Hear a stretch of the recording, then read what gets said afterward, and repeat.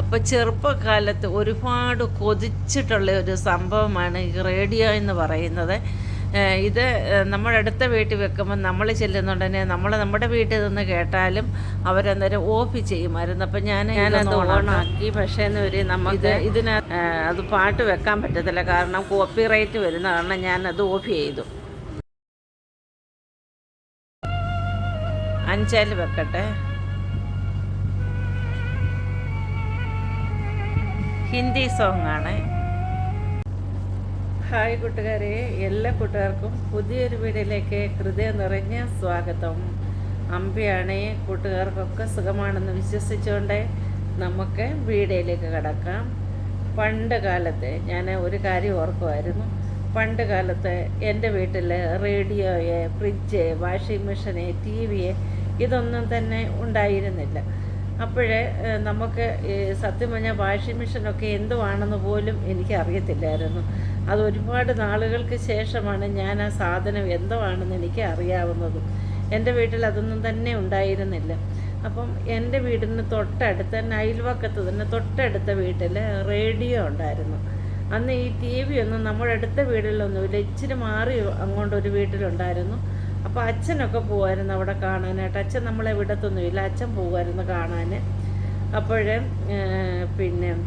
അപ്പോൾ റേഡിയോ ഉണ്ട് അടുത്ത വീട്ടിൽ റേഡിയോ ഉള്ളപ്പോൾ അവരിങ്ങനെ റേഡിയോ വെക്കും. അതിനകത്ത് പാട്ടുണ്ട്, ന്യൂസുണ്ട്, ഓരോ കോമഡികളുണ്ട്, അങ്ങനെ ഓരോ കാര്യങ്ങളൊക്കെ ഉണ്ടല്ലോ. രാവിലെ ഇങ്ങനെ വെക്കുന്ന ഉടനെ രാവിലെ അവർ വെക്കണമെന്ന് തോന്നുമ്പോഴൊക്കെ അവർ വെക്കും. അവരുടെ വീട്ടിൽ റേഡിയോ ഉണ്ട്. അപ്പം നമ്മൾ അവിടെ ചെന്ന് നിന്ന് നമ്മുടെ അടുക്കളയുടെ ആ പുറകിൽ ചെന്ന് നിൽക്കുന്നതിന് അവർ കാണുവേ. അപ്പോൾ ഇങ്ങനെ നമ്മൾ എന്നും ചെന്ന് നിൽക്കുമ്പോൾ അവരെന്ത് കൊടുക്കും, റേഡിയോ അങ്ങ് ഓഫ് ചെയ്യുമായിരുന്നേ. ഇപ്പോൾ അമ്മാമ്മയും അച്ഛനൊക്കെ മരിച്ചു പോയി. അപ്പം വീടിൻ്റെ തൊട്ടപ്പുറത്തെ വീട്ടിലെ അവരെ റേഡിയോ അങ്ങ് ഓഫ് ചെയ്യുമായിരുന്നു. അപ്പോൾ നമുക്ക് ഒത്തിരി സങ്കടം വരുക. നമ്മളൊന്ന് കൊച്ചു പിള്ളേരെ, നമ്മുടെ വീട്ടിൽ ഇതൊന്നും ഇല്ലല്ലോ, ഇതെന്താ അവരങ്ങനെ ഓഫ് ചെയ്ത് വെക്കുന്നത്. കാരണം നമ്മൾ ചെന്ന് കേൾക്കുമ്പം അവർക്കതൊരു ഇതാണ്. അപ്പോൾ അവർ അങ്ങ് ഓഫ് ചെയ്ത് വെക്കുമായിരുന്നു. മിക്ക ദിവസങ്ങളിലും ഇങ്ങനെ നമ്മളെ അവിടെ ചെന്ന് എവിടെയെങ്കിലും പമ്മി നിൽക്കും. അപ്പോഴത്തേനെ അവർ അമ്മ കാണും, അപ്പോഴത്തേനെ അമ്മാമ്മ അങ്ങ് ഓഫ് ചെയ്ത് വെക്കും. അങ്ങനെയാണ്. അപ്പോൾ ഒരുപാട് സങ്കടമൊക്കെ ഉണ്ടായിരുന്നു കുഞ്ഞുനാളിൽ. അപ്പോൾ കുഞ്ഞുനാളിൽ നമ്മുടെ വീട്ടുകാരുണ്ടൊന്നുമില്ല. അപ്പം fridge, TV, washing machine, mixie ഈ സംഭവങ്ങളൊന്നും ഇല്ലായിരുന്നു. വാഷിംഗ് മെഷീൻ എന്ന് പറഞ്ഞാൽ എൻ്റെ അമ്മയൊക്കെ അലക്കുന്ന അമ്മയായിരുന്നു വീട്ടിലെ വാഷിംഗ് മെഷീൻ. അലക്കുകല്ലായിരുന്നു ഞങ്ങളുടെ വീട്ടിലെ വാഷിംഗ് മെഷീൻ. മിക്സി വീട്ടിലെ അരകല്ല്, ആട്ടുകല്ല് ഇതൊക്കെയായിരുന്നു. ഇതൊക്കെയായിരുന്നു മിക്സി. പിന്നെ ഗ്യാസ്, നമ്മുടെ പൊത്താൻ വിറകടുപ്പാണ് നമ്മുടെ ഗ്യാസ്. ഇതൊക്കെയായിരുന്നു നമ്മുടെ വീട്ടിൽ ഉള്ളത്. അത് കഴിഞ്ഞ് ഒരുപാട് കാലങ്ങളൊക്കെ കഴിഞ്ഞതിന് ശേഷം, സത്യം പറഞ്ഞാൽ ഞാൻ ഡൽഹിയിൽ വന്നതിന് ശേഷമാണ് ഈ TV, വാഷിംഗ് മെഷീൻ, ഫ്രിഡ്ജ് ഈ സംഭവങ്ങളൊക്കെ കാണുന്നത് തന്നെ. ഫ്രിഡ്ജൊന്നും നമ്മുടെ വീട്ടിലേ ഇല്ല. അതിന് നമ്മളൊക്കെ അന്ന് തണുത്ത വെള്ളം കുടിക്കണം, അങ്ങനെ ശീലവും ഇല്ല. ഓരോ സാധനങ്ങൾ ഓരോരുത്തർ ഇപ്പം നമ്മൾ എത്ര ദിവസത്തേക്കുള്ള സാധനങ്ങളൊക്കെ വാങ്ങിച്ച് ഫ്രിഡ്ജിനകത്തൊക്കെ വെക്കും ഇല്ലേ. എന്നിട്ട് അന്നാണെന്ന് വരില്ല, അന്നന്ന് ആവശ്യമുള്ള സാധനങ്ങൾ നമ്മൾ വാങ്ങിക്കും, അധികം വരുത്തുമില്ല. ഫ്രിഡ്ജ് വെക്കേണ്ട ഒരു അവസരം നമുക്ക് വരാറുമില്ല ഇല്ലേ. ഇന്നാണെന്ന് വരില്ലോ. ഇതെല്ലാം ഞാൻ ഡൽഹിയിൽ വന്നതിന് ശേഷമാണ് കാണുന്നത് തന്നെ. ഇപ്പോൾ ആണ് സത്യം പറഞ്ഞാൽ ഇതെല്ലാം എൻ്റെ വീട്ടിലുണ്ട്. ഇന്ന് TV ഉണ്ട്, ഫ്രിഡ്ജുണ്ട്, വാഷിംഗ് മെഷീനുണ്ട്, AC ഉണ്ട്, എല്ലാ സംഭവങ്ങളും ഇന്ന് എൻ്റെ വീട്ടിലുണ്ട്. ഇപ്പം ഞങ്ങൾ നിൽക്കുന്നിടത്തും ഉണ്ട്. എൻ്റെ ഹസ്ബൻഡ് എവിടെയാണോ അവിടെ ഈ സംഭവങ്ങളെല്ലാം ഉണ്ട്. ഇത് സത്യം പറഞ്ഞാൽ ഇന്ന് എൻ്റെ വീട്ടിലിരിക്കുന്ന വലിയ TV ആണ്. അതൊന്നും ഞാൻ വെക്കാറേ ഇല്ല. നേരത്തെയൊക്കെ ഇപ്പം പിള്ളേരൊക്കെ കൊച്ചായിരുന്ന സമയത്ത് അവർക്ക് കാർട്ടൂൺ കാണണം. എൻ്റെ ഹസ്ബൻഡിന് ഡിസ്കവറി, ന്യൂസ് ഇതൊക്കെയാണ് എൻ്റെ ഹസ്ബൻഡിന് കാണേണ്ടത്. എനിക്ക് സീരിയൽ കാണണമായിരുന്നു.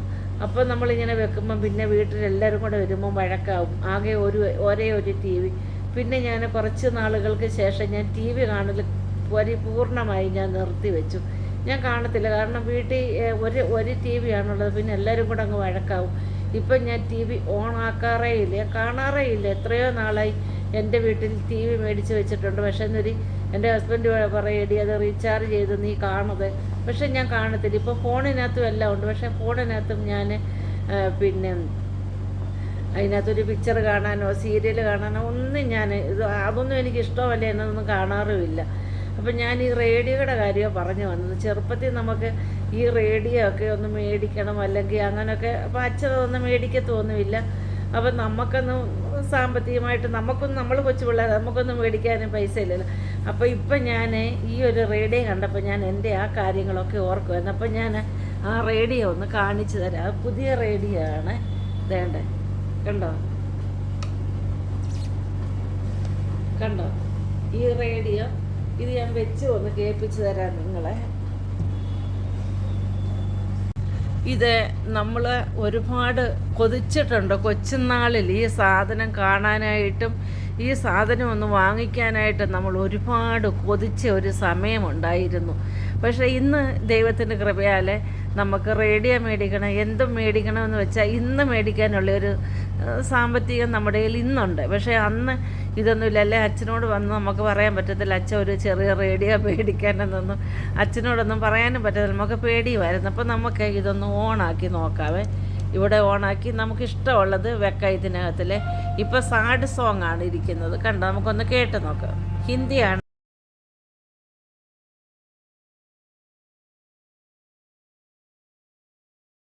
കോപ്പിറൈറ്റ് വന്ന കാരണം ഞാൻ ആ പാട്ട് ഡിലീറ്റ് ചെയ്തതാണ്.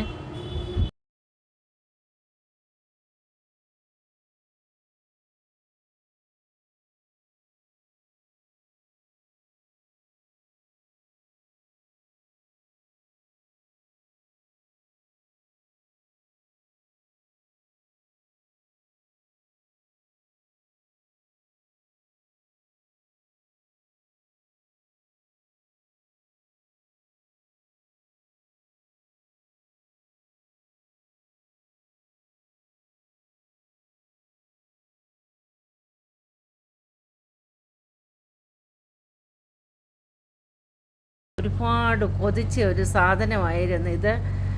ഇപ്പം ദൈവത്തിൻ്റെ കൃപയെ നമുക്ക് ടി വിയോ വാഷിംഗ് മെഷീനോ ഫ്രിഡ്ജോ ഇന്ന് എന്തും മേടിക്കാനുള്ള പൈസ ഇന്ന് നമ്മുടെ കയ്യിലുണ്ട്. പക്ഷേ ഒരു നാൾ കൊതിച്ച സാധനമാണ്. ഒരുപാട് കൊതിച്ച് അവരൊക്കെ വെക്കുമ്പോൾ നമ്മൾ ചെല്ലുന്ന ഉടനെ അവർ അത് ഓഫ് ചെയ്ത് വെച്ച ഒരു സമയമുണ്ടായിരുന്നു. അപ്പം ഇത് ഒരുപാട് കൊതിച്ച ഒരു സാധനമാണ് ഈ റേഡിയോ. അപ്പം എനിക്കപ്പം എൻ്റെ ആ പഴയ കാര്യങ്ങൾ നിങ്ങളുമായിട്ടൊന്ന് ഷെയർ ചെയ്യണമെന്ന് തോന്നി. അതുകൊണ്ടാണ് ഞാൻ ഇപ്പോൾ വന്നത്. അപ്പോൾ അടുത്തൊരു വീഡിയോയിൽ കാണുന്നത് വരെ എൻ്റെ എല്ലാ കൂട്ടുകാർക്കും ബായ്.